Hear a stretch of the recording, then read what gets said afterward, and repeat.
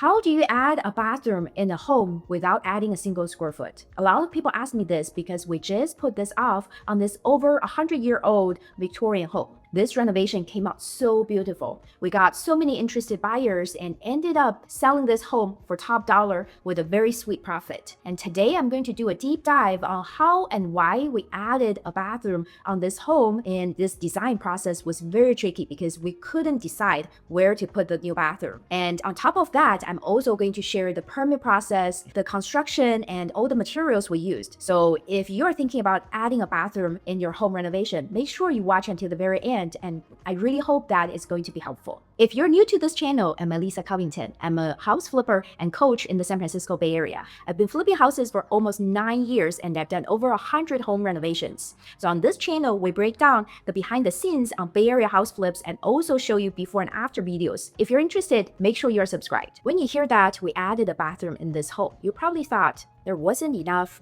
bathrooms in the home.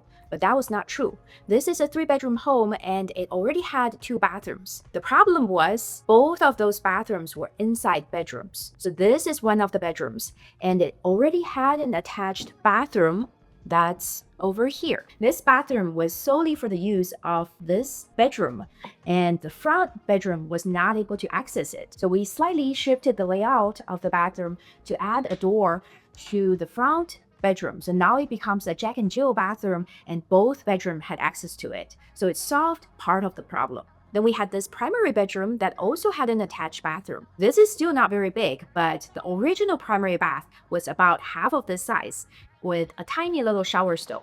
So we were able to expand it, and if you want to see how we did it, make sure you check out my video on this entire renovation right here. So here comes the real issue. With both of the existing bathrooms inside bedrooms, where would guests use the bathroom? We were hoping to sell this flip for $1.6 million after this entire renovation. And at that price point, if you have to ask the guest to go into a bedroom to use a bathroom, it can be a deal breaker. So I knew that we had to change that by adding at least a half bathroom. So we know the direction is to add another bathroom, but where exactly do we put it?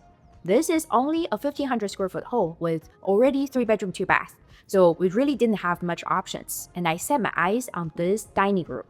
The dining room looks pretty spacious right now, but it was originally about 30% bigger. So I knew that there is additional space to add this new bathroom. A dining room is a very important space in the home. In our home, we use our dining room for a few hours a day. That's when the whole family get together for meals. So don't get me wrong. I'm not saying that whenever you need space for something else, you should take it from the dining room. That's not true. We only did it on this home because the dining room was oversized. Now we have the solution. Let's talk about the logistics. To add a bathroom in a home, you need to apply for permits.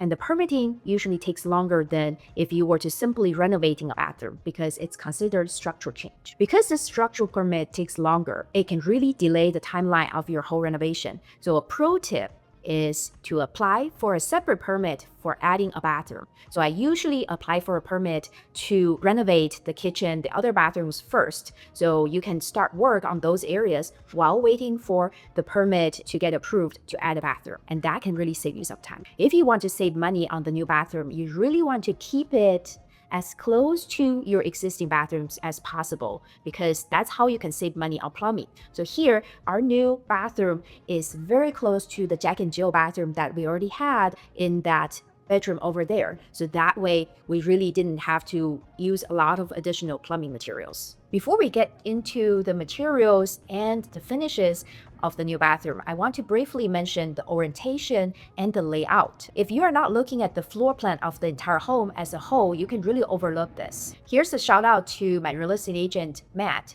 who helped me decide on the orientation of this new bathroom.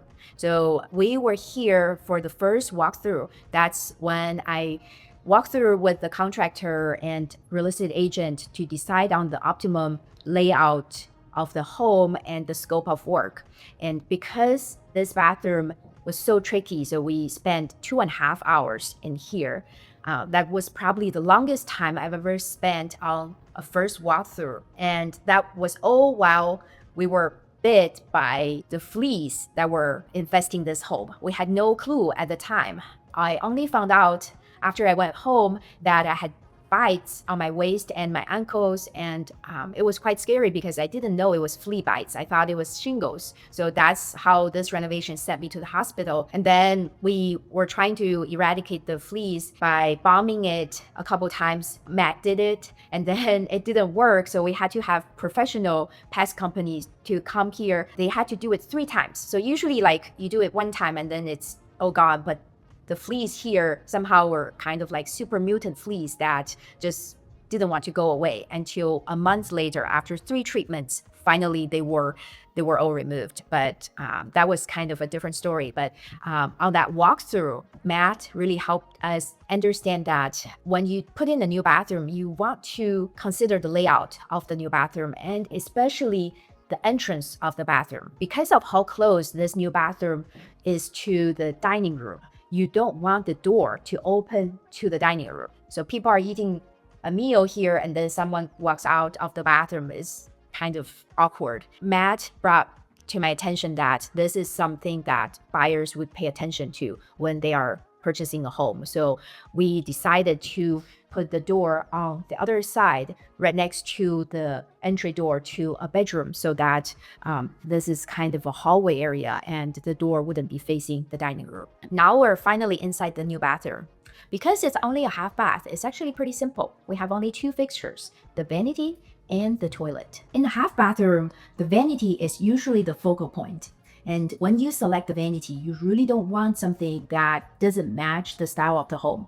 This is an over 100-year-old Victorian style home. So here we didn't choose anything that's ultra modern, like flat piano stuff. So we have shaker style drawers. These 2 drawers actually are very good for organization. It has a cutout for the plumbing pipes, and then underneath there's a little shelf that you can put towels in, and it's a very compact piece, but it also has a good amount of storage. And then for the countertop, it's actually came together with this vanity. When you purchase prefabricated vanities, I like purchasing these from Home Depot. So I can order online, so you can browse through thousands or tens of thousands of options very easily and quickly, and you just buy the vanity together with the top. So it really saves a lot of hassle of having the countertops cut and installed. So here, this one is from Home Depot, and I purchased a lot of my mirrors and lights from Amazon. And with a half bath, I think the lights can really elevate the style. So that's why we chose these kind of torch style lights. And we have them on both sides, so it gives a symmetrical look, and also I just feel like it's really pretty here. This toilet is nothing fancy. It's a very basic style from Home Depot, very cost effective, and it does have the soft close feature, which I like. We don't really splurge on toilets because buyers probably don't pay attention to those that much. And if the buyer's really picky, they sometimes replace the toilets after they move into a home. Another design detail that I want to mention is the consistency. So this is a new bathroom and you need a new door, but it doesn't have to be a new door per se, because the rest of the home, we have these 5-panel doors that are probably original to the home. And in this bathroom, if we were to put in a complete new door that's of a different number of panels, a different style, it would really stand out, not in a good way. So here we decided to kind of repurpose an old door that we got rid of in the bedroom to use on this new bathroom, so that when people walk into this home, they have a feeling that the style is consistent and they don't feel like this bathroom was added on later. Other design details include the choice of tiles and hardware. So I usually, for a small space like this, I tend to choose tiles that are very light in color with some simple pattern. Like the one we have here is porcelain tiles that has marble pattern that just make the small space feel bigger. And in terms of hardware, black hardware and gold hardware are both popular. We have two-tone hardware in our kitchen cabinets. So here for the half bath, we also have black mirror and gold lights to kind of give a give it an interesting look and elevate the style. Last but not least, the cost of this bathroom is about $15,000, but the value it increased on the home is probably $50,000 to $100,000. So I'd say it's money well spent. If you enjoyed this video, don't forget to like it and subscribe to the channel. Thank you so much for watching. See you next time.